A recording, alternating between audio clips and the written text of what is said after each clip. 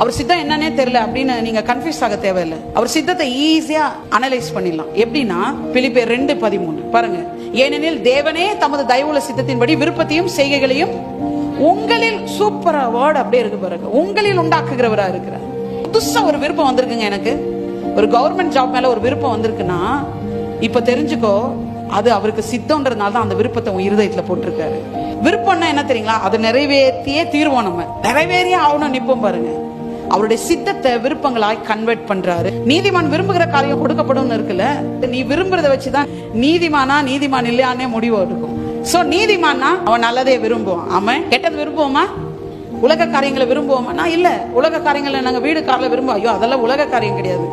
இந்த பூமியில நாம் நல்லா இருக்கும்படி தேவன் நமக்காக ஏற்படுத்தின வஸ்துக்கள், அதெல்லாம் கர்த்தருடைய நாம மகிமையின் சாட்சிக்கு அதெல்லாம் நம்ம கிட்ட இருக்கணும் பாருங்க.